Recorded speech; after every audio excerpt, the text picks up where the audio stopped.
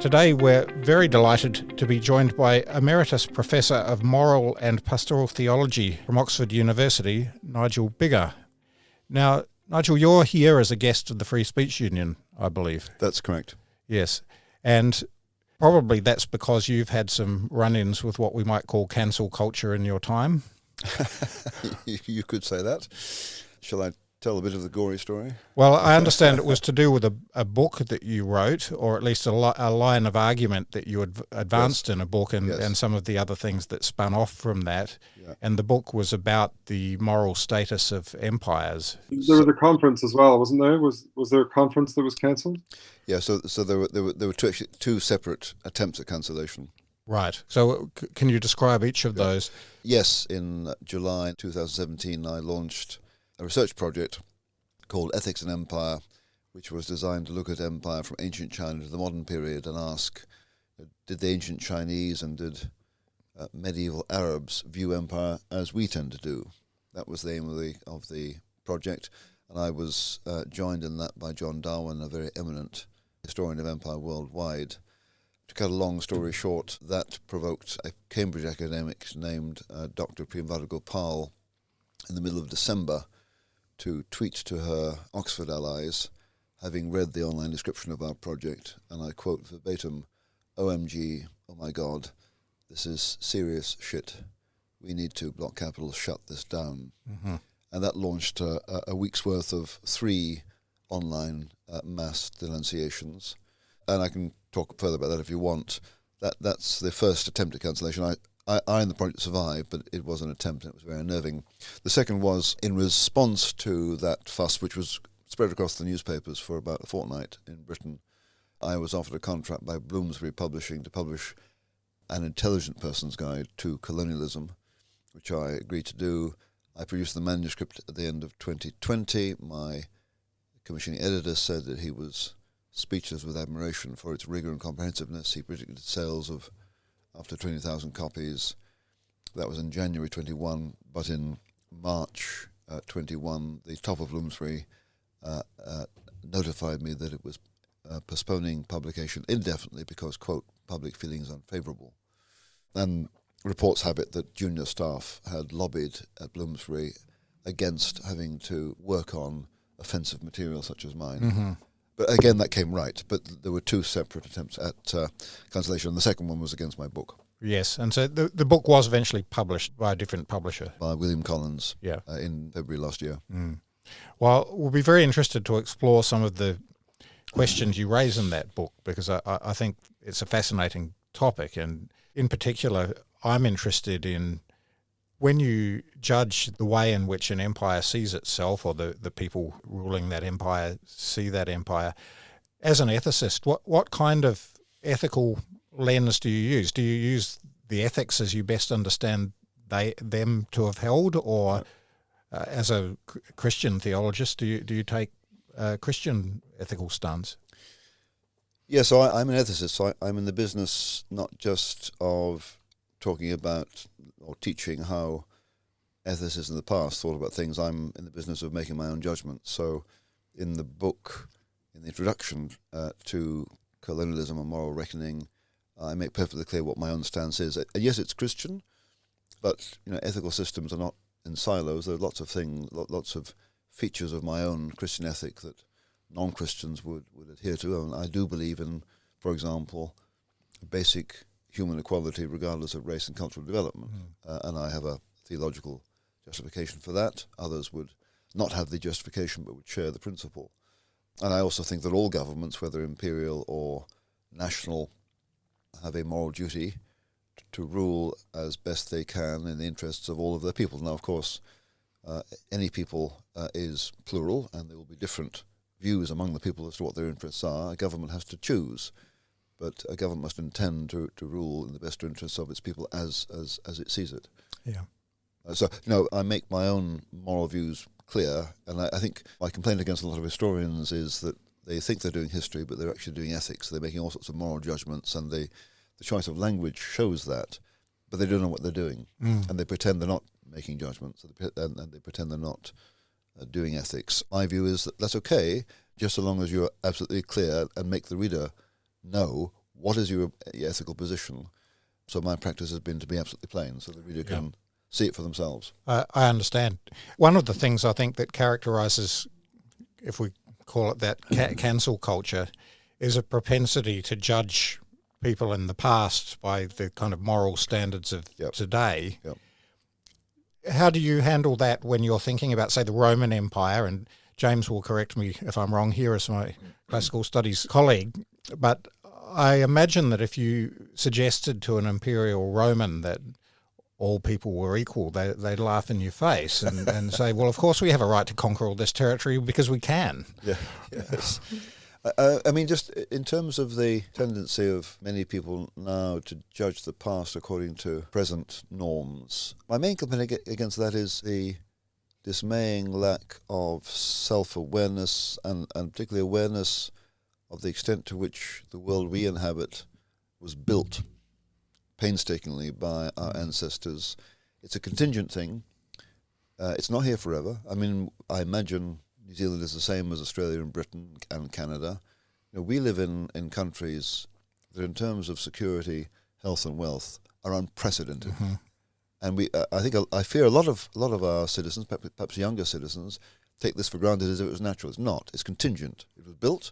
It could be lost very easily. So I think if you're aware of that, and when you look at how people behaved 200 years ago, we should approach the behavior of our ancestors with a certain humility and with a sensitivity to their different circumstances. So, you know, we in our liberal countries, we're accustomed to the use of violence, the legitimate use of violence being very constrained and limited.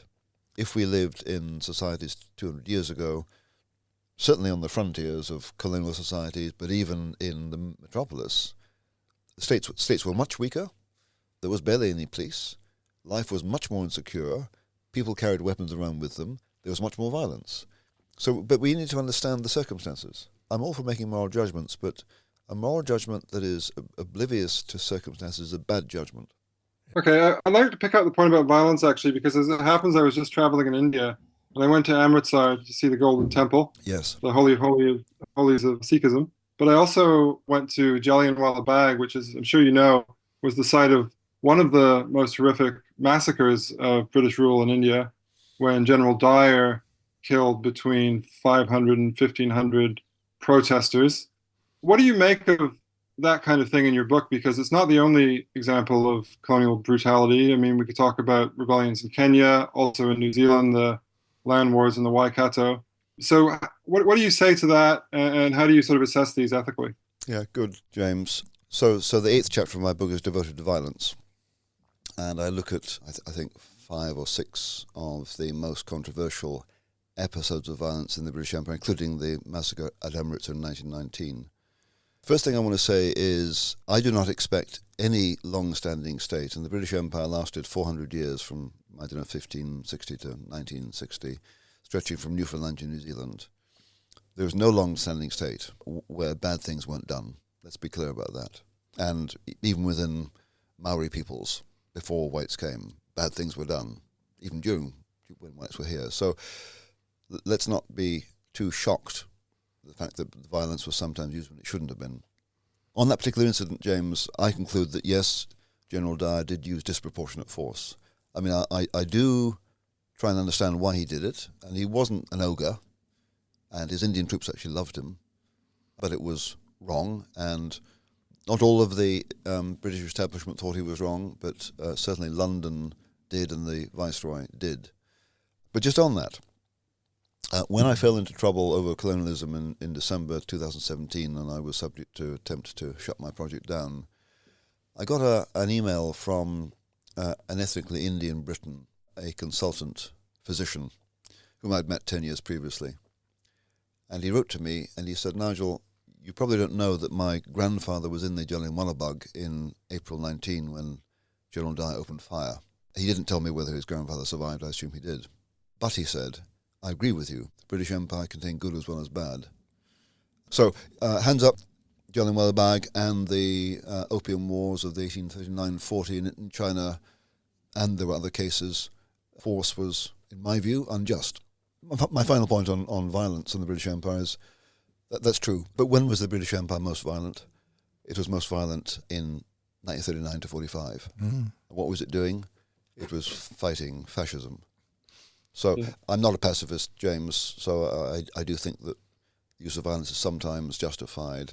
So the fact that there was violence in the empire, the fact that lots of people got killed, in itself doesn't tell me whether the use of force was justified or not. But in Amritsar, certainly, I think it was. Yeah, I would note that Churchill himself, of course, this was long before he was prime minister. I think he was minister or secretary of war, as it was called then. He denounced what Dyer had done. I mean, arguably, the denunciations didn't go quite far enough. I believe that Dyer was allowed to retire, although he was stripped of his command in India. Correct. I think the Morning Post newspaper even raised a subscription for him. So Yep. it was kind of a mixed reaction. But I will say that looking at other empires in history, it would be very surprising if previous empires, the Empire of Genghis Khan, for example, had put out a similar denunciation of a junior commander who, massacred a bunch of people. I mean, that probably would have been encouraged. So in some ways, even that episode shows the strengths of the British Empire, or at least, that it was relatively moderate in some ways. Yeah. I mean, you're absolutely right. So opinion was divided. Dyer claimed that he thought that he was preventing the outbreak of another Indian mutiny by stamping down hard on disobedience. He didn't know that the crowd was unarmed. We can go into details. I'll try and avoid that. So opinion was divided, but in the end, as it was superior authority, House of Commons, the Viceroy, London government, repudiated what he'd done, corrected it, and offered compensation to the victims. So, though politically controversial, I think, as it were, the empire as a whole did right in the end. Of course, another instance in which the British Empire committed widespread violence that we might well see as justified was during the 19th century against the Atlantic slave trade. Yes. And it could be argued, and I believe from my readings, that the Royal Navy was fairly much instrumental in bringing that slave trade to an end. That's right. So nowadays, the anti-colonialists, the decolonizers, put all their weight on the foot of the fact that some British were involved in slave trading and slavery for 150 years from 1650. They don't like to talk about the fact that the empire was among the first states in the world's history to abolish both slave trading and slavery. And then after the Battle of Waterloo in 1815, when Britain was preeminent, the British used their imperial power to suppress slavery from Brazil to New Zealand. And yes, at one point in the 1830s, 40s, 13% of the total manpower of the Royal Navy was devoted to patrolling the west coast of Africa. And one economist reckons that roughly from 1810 to 1870, the British spent as much suppressing slavery as some British people had gained in profit from slave trading and slavery in the 50 years before abolition. So the common phrase that you hear a lot about nowadays, colonialism and slavery, as if they were identical, it's just not tenable, because in the case of the British Empire, the last half of the empire's life was devoted to anti-slavery. Yeah. And that, of course, was very unusual at that time. I mean, it's another case of sort of presentism in the kind of post-colonial system of thinking. Yes. That slavery was somehow unique to the British Empire and America or something like that, yes, where it was actually fairly much the norm throughout the entire world until relatively recently. And when I think about the evolution really over a millennium or so of British political institutions and also religious thought, because I think the Quakers were pretty influential in the Parliament that set the Royal Navy on the slavers. Yep. I can't help but think actually there's something in that evolution that led to a very emancipatory philosophy. And of course it was not perfectly implemented, and of course there were British traders involved in the African slave trade, and they deserve condemnation for that. But still, there seems to me something almost unique about the attitude that the British had at that time. Yes, I mean, just to step back a moment from that question, I mean, I entirely agree. And what we're talking about really is that there were significant what you might call progressive elements, humanitarian liberal elements in the British Empire. And the irony is that it is progressive folk who don't want to acknowledge that. But the truth is, when I want to say the British Empire was not simply a litany of racism, oppression and exploitation, I'm actually pointing to the liberal and humanitarian elements which progressives should approve of, but won't. And they won't for political reasons, because it doesn't suit their political agenda to admit that actually the British Empire was morally mixed and actually had some good things about it, because that would mess up their cartoonish reading of the past. But in terms of humanitarian impulse, I mean, I do think you can find in the empire in the 19th and 20th centuries what Marjorie Perham, who was an expert in colonial Africa in the 20s, 30s and 40s, wrote in 1961. She talked about a progression in virtue. So at the end of the 1700s, we do have a kind of moral revolution in Britain and some other parts of Europe and New England in the United States, where, yes, the institution of slavery and slave trading, these institutions had been universal, practiced by people of every skin colour on every continent. Yes, the chattel slavery in the West Indies was among the most brutal, but there were plantations in West Africa and East Africa run by Africans and Muslims in the 19th century, and the brutality of enslavement in the West Indies was not much more brutal than the brutality meted out to white slaves pulling Arab galleys in the Mediterranean in the 16th century. So we need to put this in context. But yeah, there was a growing humanitarian movement in the late 1700s, leads to abolition, and then 1837 is founded the Society for the Protection of Aboriginal Peoples. So the concern moves out from African slaves to the plight of particularly Aboriginal peoples in Australia, but also North America and New Zealand. So there is a growing humanitarian strain that you can see there. I'm interested in what role you think Christianity played in that great movement, because obviously if you go back only a short time to the 17th century, Benjamin Lay, for example, very diminutive Quaker abolitionist, was basically ignored at the time when he first had raised the issue, even among the Quakers. Yep. And I enjoy watching old Hollywood films about the Roman Empire, because they sometimes give the impression that as soon as Christianity took hold, the Roman Empire turned against slavery. Yep. And of course, that's not the truth. So obviously something changed in that period between the 17th and the early 19th centuries. What was it? Was it something already implicit in Christianity, or was it something that came from the outside? That's a great question, James. So first of all, you're absolutely right. Probably the major motor for the popular movement against abolition was Christian. I mean, there was an Enlightenment stimulus as well, and sometimes the two merged. But it was, first of all, Quaker Christianity, then Methodism or evangelical Anglican Christianity that propelled the movement in the late 1700s. But in terms of Christianity's attitude towards slavery has been a subtle one. I mean, the early Christian church was born under the Roman Empire. It was born in a world where there were slaves.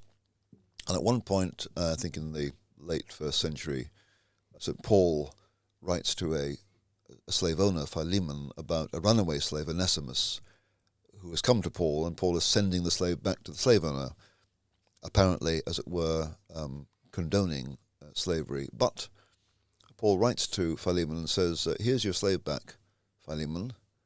I expect you to treat him as a beloved brother. So Paul, as it were, accepts the institution, but I think plants the seed of an internal revolution, because when slave owners treat slaves as beloved brothers, the institution, as it were, disintegrates. But it took a long time, as it were, for the institution to be challenged by the church. But I think I'm told that in the late medieval period, both France and England abolished slavery within their territories.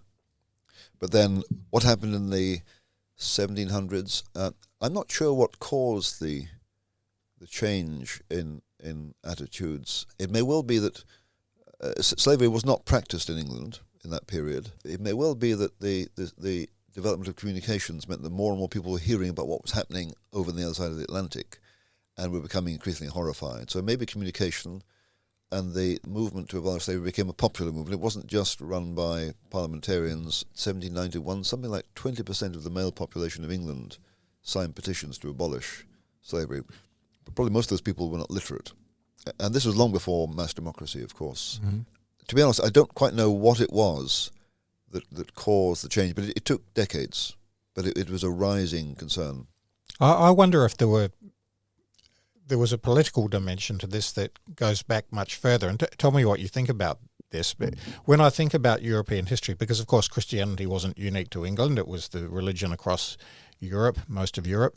But if we think about the way in which the power of the crown in England was gradually eroded, I guess, from Magna Carta on, and compare that with any other nation in Europe, it was a comparatively gentle transition. I mean, of course, they had the Civil War in the 17th century and the interregnum of Cromwell and so on, but that was nothing compared with the French Revolution, let alone the Bolshevik Revolution in Russia. Yes. And it seems to me that in those latter cases, especially Russia, they went kind of from feudal rule with more or less serfs as slaves, more or less overnight into Bolshevism. Yes. Whereas in England, possibly at the other extreme, you have this very gradual evolution of institutions, including the common law, Yes. including the idea that the king doesn't have absolute right of rule, and whether that kind of egalitarian spirit that seemed to have become part of the British character over time played a part in the fact that the British Empire was at the forefront of abolition. Yeah, so obviously it was a gradual evolution, and social class in England remained pretty firm until well into the 20th century. That said, there's no doubt that the movement for the abolition of slavery was based largely on the Christian conviction that all people are equal under God, regardless of race, indeed of social class.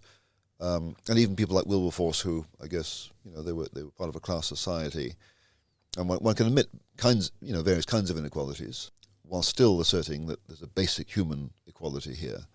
That was clearly in the system, and it was growing in salience.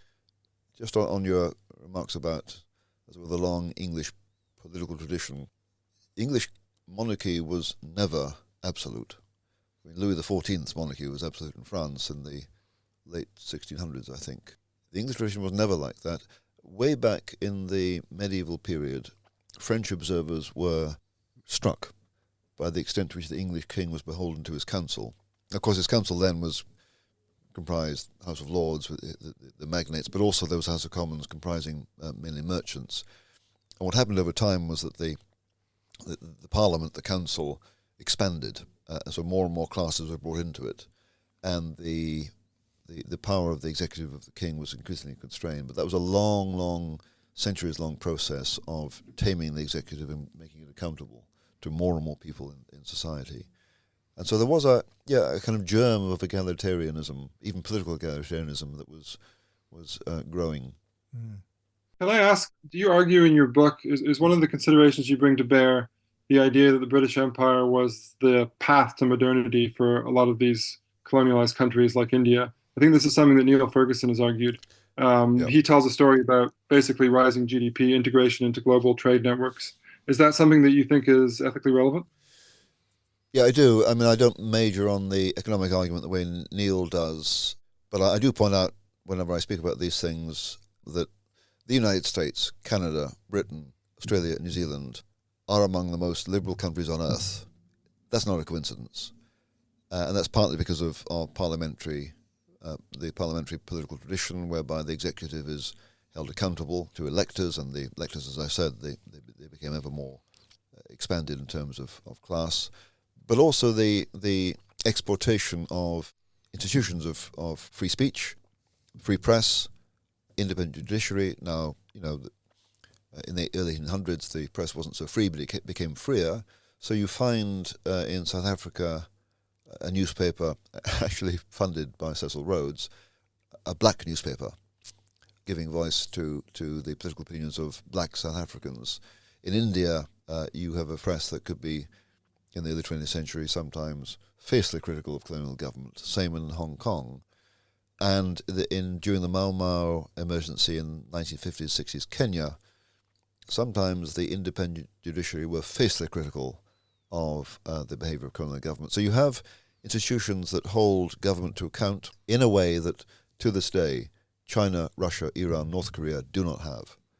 So in terms of our liberality in the Anglophone remnants of the British Empire, the Empire is responsible for that. And the other empirical fact I point out is that at the moment we are being told by the cultural left that we are systemically racist, and yet the World Values Survey 2023, based on 2022 data, surveying, I think, about 30 plus countries worldwide, Australia, Canada, and Britain. I'm afraid New Zealand's not mentioned, but I'm sure you'll be in the same ranking. Are at the bottom of the ranking in terms of racism, sort of 4%, 2%. Russia, China, Iran, and Japan actually at the top. So this egalitarian stream has grown. So that now, of course, in the past, there were various kinds of racism among us, but we have worked very hard to overcome them. And according to objective data, we're among the least racist countries on earth. Certainly seems to have changed in my lifetime. If I think of some of the ways that Māori people, and especially Māori children at the school that I was at as a child, were talked about at the time, it was certainly overtly racist, and It would be unthinkable that teachers would say things like that now. But I'm interested in the connection here between this liberalism that you rightly point out was spread around the world by the British Empire, and its roots, I guess, in the Enlightenment, and the extent to which that very Enlightenment is attributable to Christian values, in particular the one you mentioned, that souls are equal before God. Which may be unique amongst religions. I'm not sure. I mean, I think of Buddhism as perhaps another religious viewpoint. I'm not sure whether to call it a religion or not, since there is no overt God, but I think there's something in Buddhist philosophy that sees an equality between people as being equally subject to the suffering of the cycle of Well, the idea of life. bodhicitta, the Buddha nature, a lot of the Mahayana schools talk about Buddha nature pervading all sentient beings. Yeah, but be that as it may, the fact that Christianity was the religion of the nations in which the Enlightenment emerged is probably not a coincidence. No, and I think we tend to think of the Enlightenment, don't we, as the kind of enemy of religion, Christianity. Well, there's a strange kind of paradox there, or at least perhaps a phenomenon of something sowing the seeds of its own destruction. Because I think you can see the Enlightenment both as a product of Christian values, but also through its elevation of science to what ultimately undermined the authority of the church, if not belief in God altogether. Yeah. No, but it is paradoxical. And certainly there are parts of the Enlightenment that do undermine traditional understandings, for example, of how the world was created. But contemporary Christianity has accommodated itself to that and found other ways to cling on to belief in God in spite of accepting Darwin. And actually, I think it's intellectually coherent. But on the issue of equality, I think the Enlightenment's emphasis on human equality is a legacy of Christianity, so that one of your own, Jeremy Waldron, eminent legal philosopher now in New York, he wrote a book some time ago, in which at the end of which he said, rather suggestively, he didn't develop the argument, he said, the idea of basic human equality, that in spite of all our manifest differences in terms of beauty and athletic ability and intellect, social status, and in so many ways we're not equal, we're just not equal. In spite of all that, this belief that we are fundamentally equal doesn't really make sense outside of a theological context. Regardless of all our differences, Michael, I understand you to be equally accountable to the God under whom I sit too. So there's a certain kind of equality which is compatible with inequalities. But Jeremy intimated he wasn't really sure such a notion makes sense outside of a theological context. And there are a number of other philosophers. Raymond Gaita, who was an Australian philosopher, I think. That's right. Made a similar kind of suggestion. So it may well be that this is a Christian legacy the Enlightenment has rightly picked up. But I'm trying to think of I'm trying to think of the Greeks. The Greek Democrats obviously had ideas of isagoria, equality of public speech, and isonomia, equality before the laws. But obviously that only applies to you if you're a male citizen. Right. So they don't quite have this idea of equality as belonging to everybody inherently. It's more of a political ideal, isn't it, rather than a spiritual I one? guess there it's important. It's equality procedurally. isagoria ultimately means that every citizen male has the right to speak in the assembly, Yes. as long as they're over 18 years old. But James, you may be able to tell me this or not. There was a late Stoic notion, wasn't there, of the divine spark being, a kind of divine spark of rationality being in every human being. But I'm not sure about that. There was some notion of some kind of equality across, I guess, rational beings.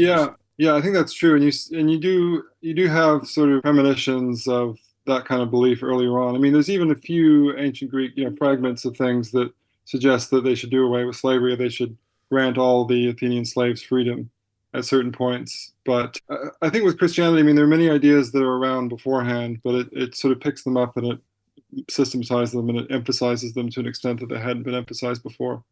Yes, it's rather like the idea of forgiveness. Forgiveness is not unique to Christianity, and yet the Christian tradition gives it a prominence that it didn't have before. Yeah. And let's be clear. Socrates thinks you should be kind to your enemies, right? Socrates thinks that it's bad for you to do bad things to other people. Yes. And that sounds quite Christian or proto-Christian, but he's kind of an outlier at the time, right? So it isn't the sort of general way that people think of ethics in the ancient world. Yeah. The general way people think of ethics in ancient Greece is you should do harm to your enemies and you should do good to your friends. Yes, so exactly. So even if these ideas of equality and forgiveness are not uniquely Christian, the truth is that there are plenty of other traditions and cultures where they are not affirmed. So lots of cultures affirm, if you harm my wife, James, I've got to come back and make sure I inflict at least as much harm on you. So the logic of retaliation more than forgiveness is very widespread. I must say, as a descendant of Scots forebears, my clan name is Johnston, and I read a history of the Johnston clan once in which they had a feud with the Maxwells that went on for decades, if not centuries, and it was a repeated taking of revenge for the revenge, and it Yes. continued like that for a very long time. And as far as I know, they were Christian, so it's certainly no cure to that. No, well, impulse. I'm a Christian, Michael, and I have to fight myself, struggle with myself, not to hit back. Sometimes, but as a just warrior, as a proponent of just war thinking, I think sometimes measured retaliation is actually right.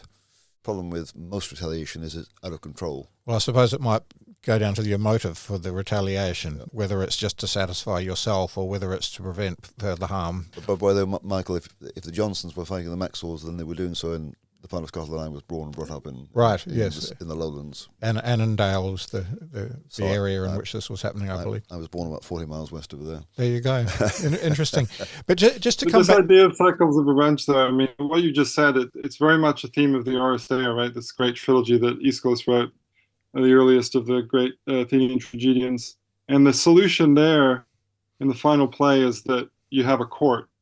So, you can get out of the cycle of revenge, not only through forgiveness or through a sort of moral or spiritual practice, but also through level-headed institutions that treat people equally. Yes. And the kinds of institutions that I hoped were going to continue to be level-headed and neutral in the modern world, but maybe have been compromised of late. But anyway, that's another topic. Well, I think we should get on to that topic. And I think an interesting way into that might be to reflect back on your point, Nigel, that perhaps, and the point made by Raymond Gate and Jeremy Waldron, that perhaps this idea of equality of humans needs a theological foundation to be coherent, and perhaps it started to lose that foundation post-Enlightenment because of the rise of a sort of materialistic view of things. I'm a great proponent of science. I'm a scientist myself, and I think it's brought an estimable benefit to the world. Yes. But perhaps it's also that when it's taken to be a kind of substitute for a spiritual life, or to do away with the notion of spirituality, leaves a bit of a vacuum. And I think this was what Friedrich Nietzsche was getting at when he proclaimed the death of God, which was, of course, not, despite his atheism, a triumphalist kind of statement, but in fact one of great trepidation about what would happen now that, you know, we've committed this crime of all crimes, what can wash the blood from our hands. And he developed this idea that we had to create our own values. And I think he abandoned that project, having realised that it wasn't really something we could do. But perhaps what's happened is because the notion of equality lives on despite the loss of its theological underpinnings, or at least the partial loss of them, it's become unmoored, and people have sort of forgotten why we're equal. And that, I wonder if that's led to this kind of pathological version of it, which we're seeing now, where kind of victimhood is held up as almost something to revere. Yeah, I think there's a lot to that, Michael. As you were talking, I was just thinking particularly with regard to freedom of speech, because, I mean, as I've said several times, the Christian notion is that we're equal under God. If you take the under God away, it's not really quite clear why we're equal at all. But I think you dissolve into a kind of radical individualism where we have nothing in common, and it's all about power. Whereas when I talk about being equal under God in the case of the truth and free inquiry and free speech, I'm thinking, Michael, you and I are equal under God. Part of what that means is we're not God, and God is a lot bigger than us, and the truth is much bigger than us. We don't own it or control it. We may have glimpses of it. So we need to share our views of the truth, and we need to test each other's views of the truth, because our grasp of the truth is improvable, because we may be mistaken. A very scientific view, I might say.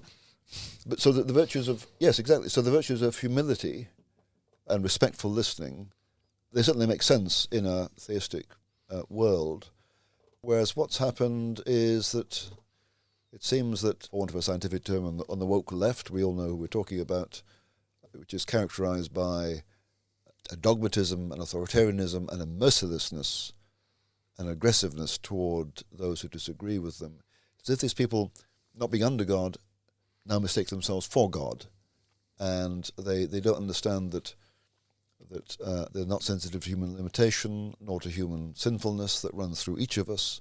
So they're not constrained by humility. And wickedness and evil always lies outside of them, in the enemy, and the enemy are demonized. So I do find myself, in order to understand the motivation and the psychology of the way in which some woke, progressive people are behaving, their authoritarianism, their dogmatism, their aggressiveness, there's an ugly self-righteousness there. And I find myself reaching for spiritual categories in order to understand it. There's a lack of epistemic humility as well, right? It's not, I mean, Absolutely. It's not just a moral humility, it's also a lack of a humility about whether or not they're actually correct Yes. in the things they're saying. And I'm sure you've had this experience too, but you often come across, students who are 19 or 20 denouncing you in very confident terms when they haven't taken that many history classes yet, right? No, they haven't. Arguably not as much as you've taken in your time. And not only are they denouncing you for being wrong, they're denouncing you for being bad. And that's something that really upsets me a lot about that culture is how it's so arrogant that it not only assumes its own rectitude in an epistemic sense, but in a moral sense as well. Absolutely. Now, if I'm trying to be charitable, I say to myself, well, it was ever thus with adolescents. But it was ever thus with some adolescents. But now the institutions seem determined to support them in this instead of pushing back appropriately. It's the change in the behaviour of the so-called adults in charge of institutions that's the major difference, I think. My conviction, James and Michael, is that the ideologues, the zealots, are a minority, but they ride on the back of the uncertainty, the apathy, and the cowardice of a majority. That's exactly right. That's my experience. I mean, I had a couple of experiences of students denouncing me via email. And, in one case, I'd done this class, 7 or 8 times in succession. It was an introduction to Greek history and then an introduction to ancient history. And I use the same language each year on this particular topic. No complaints. And then one year I get a single complaint. And we have to go through this entire process of sitting down with the head of school, with the disability services. I was asked to change my language. And I said, I just said what I just said there. I've taught this class for 7 years. Yep. There were about 150 to 200 students in the class each year. Why should I change it for one person when, as far as we know, everybody else actually was fine with the language, at least, not to the extent that they wanted to complain about it. Yeah. The language in question being the description of Alexander the Great's son as retarded, I believe. Yeah, you know the story. I actually didn't use the term in the lecture. It was in the textbook. It was written in the 90s that they said that Philip Aridaeus, the half-brother of Alexander the Great, he could not succeed to the throne because he was retarded. Huge long emails from the students saying this is a slur term. Of course, I can demonstrate that in the 90s it wasn't a slur term, or at least if it was a slur term, it was also a term of science by looking up journal articles from the time using that term. But then, of course, the student made a very interesting move there, where she said, you don't get to say what is a slur term or not, because I'm also disabled because I have ADHD. And so I'm the one who gets to tell you what is and isn't a slur term. And that's a classic case, I think, of this relativism. Yeah. People say Michael, I think people think we're exaggerating the influence of postmodernism and all this. But I really do think that that's a particular term that wouldn't have been so common at universities even 5 or 10 years ago, this idea that there's this standpoint epistemology, right? Yep. So I decide what the truth is because I have this privileged position as a member of a certain class. Yes, exactly. Which sometimes kind of works. I mean, like... privileged by dint of your victimhood, in fact.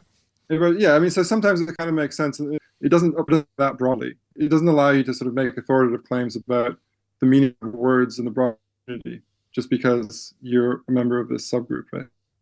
No, it also misunderstands. I mean, one thing that constantly irritates me is this, well, certainly the piecing of language, but the common assumption that a word can only mean one thing.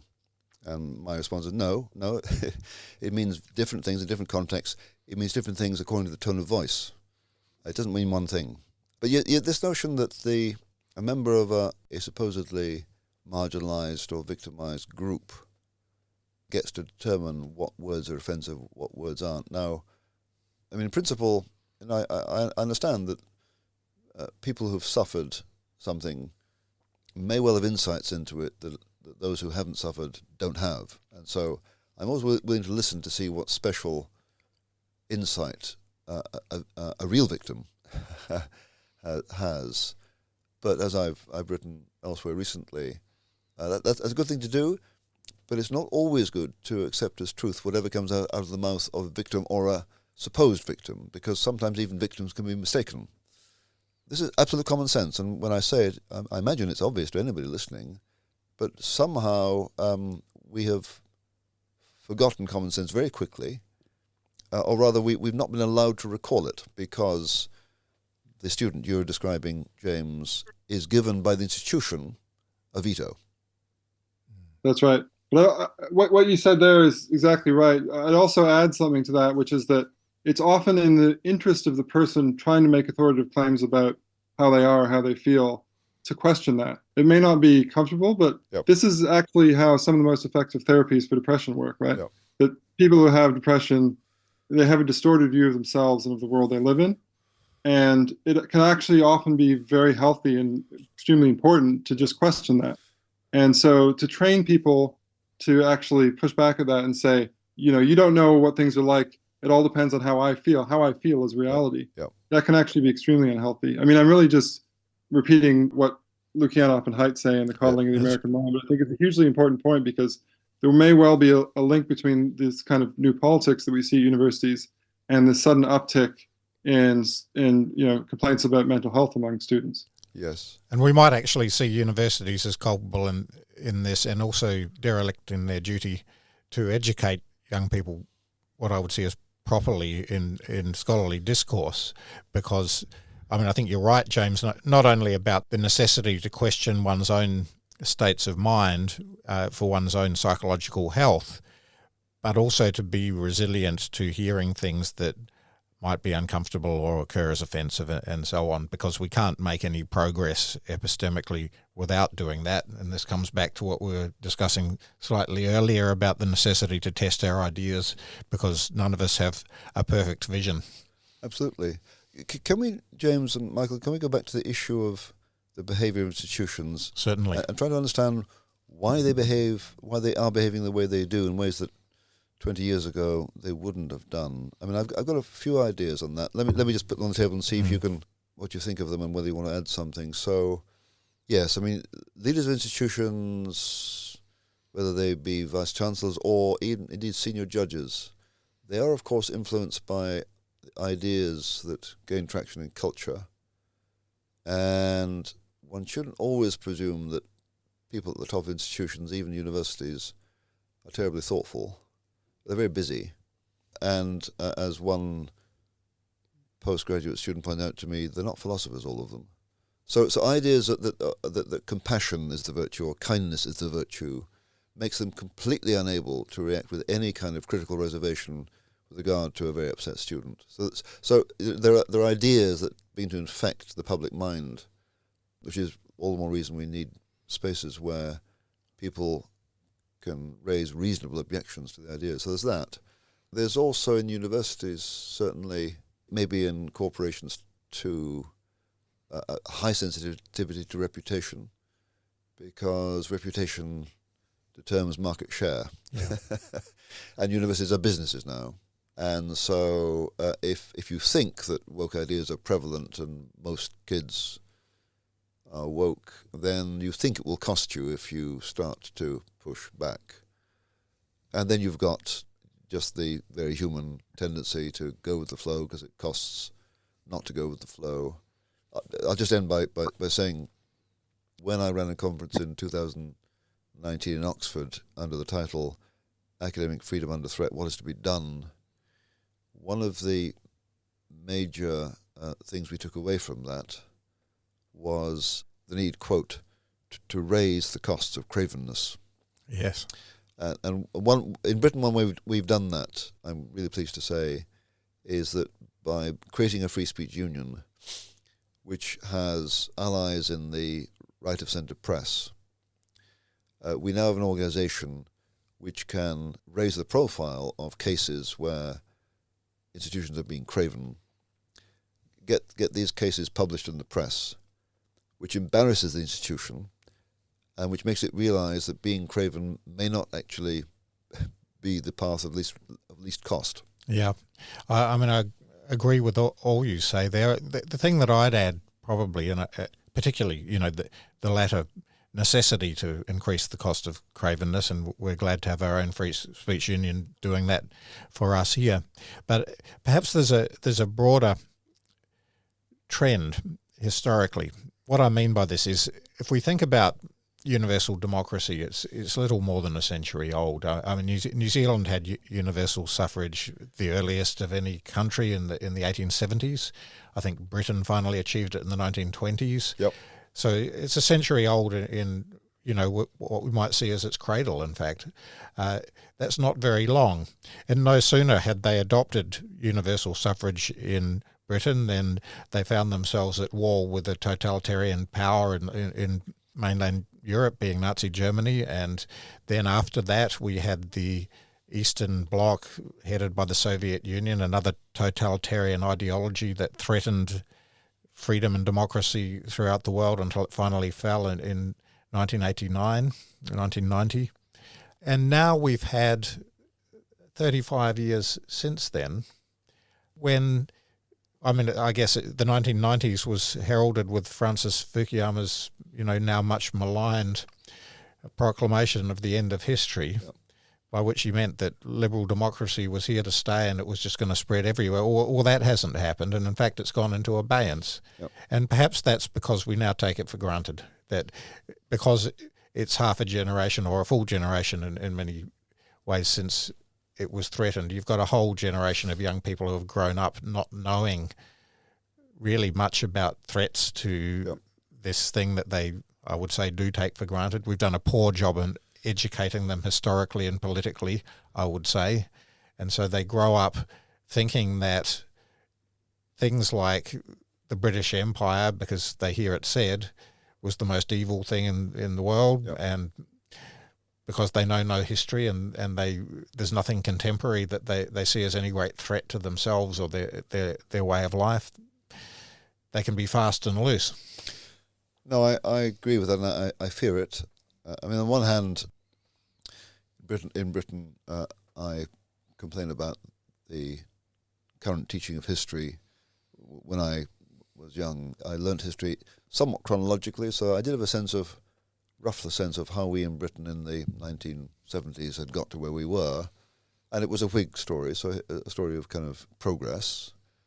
But the Whig story is not all wrong. I mean, in so many ways we have progressed from the past. So there was that.